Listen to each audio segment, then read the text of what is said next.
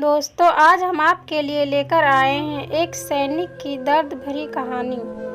जोश है, जवानी और जीवन से भरे हुए जाबाजों का भी एक दिल होता है। जज्बात होते हैं, भावनाएं और संवेदनाएं होती हैं, लेकिन सबसे ऊपर होता है देशभक्ति और देश सेवा की भावना। अपनी स्वेच्छा से संकल्प लेते हैं कि सबसे पहले देश के प्रति समर्पित रहेंगे और अपनी इसी शपथ को निभाते हुए छोड़ आते हैं अपने वृद्ध माता पिता को और नई नवेली दुल्हन को, अबोध दूधमुही बच्ची को। इतना ही नहीं, उन्हें अपनी अल्पकालिक नौकरी में ही 2-3 बच्चों को पैदा करके बड़े करने का अरमान भी होता है। और इसी दूरदर्शिता पूर्ण सोच को अंजाम देने के लिए पत्नी की मनाही के बावजूद यह जिम्मेदारी थोप कर चल देते हैं, ऐसे सफर पर जहां से लौटना सुनिश्चित नहीं होता है। लगभग सभी सैनिकों की यही कहानी होती है। उड़ी सेक्टर में कमांडिंग ऑफिसर का दरबार लगा है। एक सैनिक को पुरस्कृत करने के लिए यूं तो यह बहुत हर्ष और गौरव की बात है, मगर वो सैनिक बहुत उदास परेशान है। पुरस्कार लेकर आवश्यक औपचारिकता निभाने के बाद वो मंदिर में बैठकर रोने लगा और बेतहाशा रोता रहा। राजगुरु ने उसके इस विलाप का कारण जानना चाहा। तब उन्होंने बताया कि उनकी पत्नी मां बनने वाली है। पहले से 1.5 साल की बच्ची है, इसलिए पत्नी बिल्कुल नहीं चाहती थी कि दूसरा कोई बच्चा आए।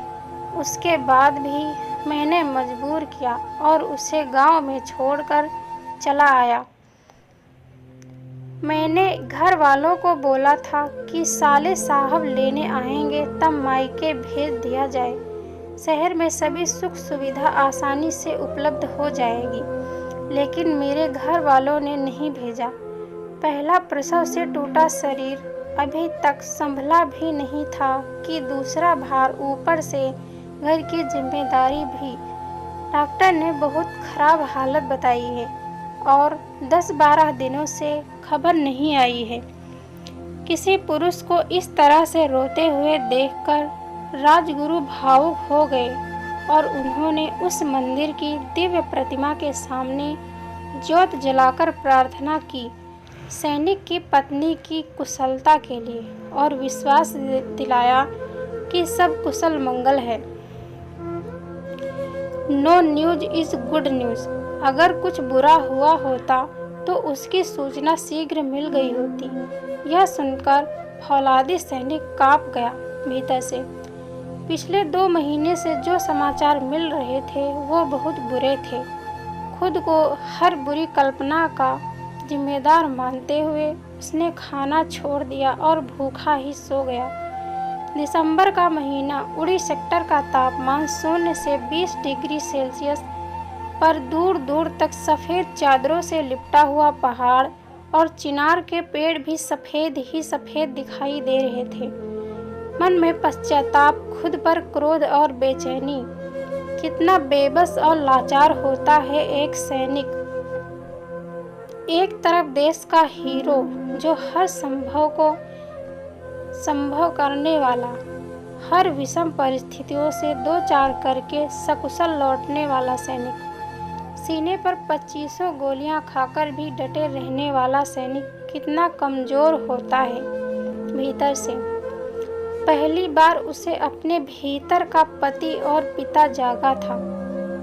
यह सबसे कमज़ोर लम्हा था जब वो इतना असहाय महसूस कर रहा था। लेकिन अब तो सिर्फ इंतज़ार करना था। बहुत मुश्किल होता है किसी का इंतज़ार करना, और वो भी इस वीरानी में जहाँ सब कुछ शांत, स्थिर और निर्जीव समान दिखाई दे रहे हो। वह मुश्किल गुजरा 7 दिन। 28 दिसंबर 1996 की दोपहर एक बड़ी खुशखबरी लेकर आई। घर से बाबूजी का खत आया। लिखा था, तुम्हें बेटा हुआ है। कितनी आसानी से पिता होने का गौरव प्राप्त हो गया था उसे। और उसकी पत्नी उससे दूर गांव में किन किन यातनाओं को झेला होगा, उसे कितनी पीड़ा हुई होगी। बहुत सी बातें दिमाग में आई, मगर वो सबसे पहले मंदिर पहुंचकर माता रानी के आगे माथा टेका, गुरुजी को बताया और मिठाइयाँ बंटवाई। खुशी की खबर तो मिल गई थी, लेकिन पत्नी से बात करने की इच्छा हो रही थी। उस समय मोबाइल नहीं हुआ करता था, टेलीफोन बूथ पर जाकर बात करनी होती थी, वो भी सप्ताह में सिर्फ एक दिन, और समय भी सीमित होता था। बहुत बार लाइन में खड़े खड़े अपनी बारी का इंतज़ार करना होता था, और जैसे उसकी बारी आती थी समय समाप्त हो जाता था, और घंटों इंतज़ार के बाद भी बिना बात किए लौट जाना पड़ता था। 11 दिन बाद वो दिन आया जब उसने अपनी पत्नी की आवाज़ सुनी थी।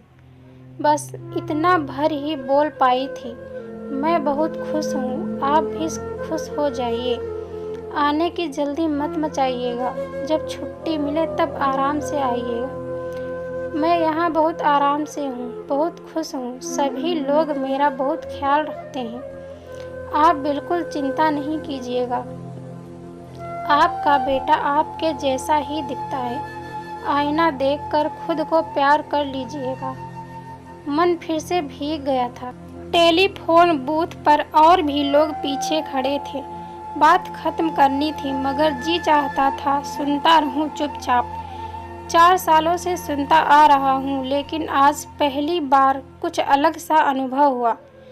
संघर्ष, कष्ट, दुख और तकलीफ अधिकांशतः इंसान को रूखा और कसैला बना देता है, मगर ये तो उसने बताया तो कुछ भी नहीं था, लेकिन खबर सब लग चुकी थी। किन मुसीबतों से जूझते हुए उसने बेटा को जन्म दिया है। पत्नी के लिए अगाध प्रेम और उससे भी ज़्यादा सहानुभूति और दर्द महसूस होने लगा था, मगर अपने कर्तव्य और प्रतिज्ञा से बंधा हुआ सैनिक चाहे कुछ भी सोचता रहे, लेकिन उसे तो वही करना है जिसके लिए वह वचनबद्ध है, संकल्पित है। राल काल का समय हो चुका था, उसे अपनी ड्यूटी पर तैनात होना था। देश अभी खतरे में है, उसे छुट्टी लेने की बात सोचनी भी नहीं चाहिए।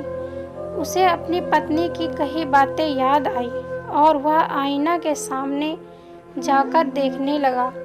उसका बेटा उसके जैसा ही दिखता है, बातों से भी ताकत मिलती है। उसे भीतर से भी ऊष्मा महसूस हुई। फिर से अपनी प्रतिज्ञा, अपना शपथ याद आया और पूरे उत्साह के साथ चल पड़ा भारत माता की रक्षा करने के लिए। सीमा के सबसे ऊंची पोस्ट पर, जहां से कुछ देर पहले सफ़ेद चादरों के सिवा कुछ नज़र नहीं आ रहा था, मगर अब उन बर्फीली पहाड़ों के बीच से एक रास्ता दिखाई देने लगा है, जो उसे उसकी पत्नी और बच्चों के पास ले जाएगा। यह यकीन, उम्मीद और चाहत जिंदा रखती है सैनिकों को। तो दोस्तों, यह थी हमारी आज की कहानी। अगर यह कहानी आपको पसंद आई हो तो कृपया इसे लाइक करें और ऐसी ही कहानी सुनने के लिए हमारे चैनल को सब्सक्राइब करें। यह कहानी आपको कैसी लगी, कहानी पर अपनी राय देने के लिए कमेंट करें। धन्यवाद दोस्तों।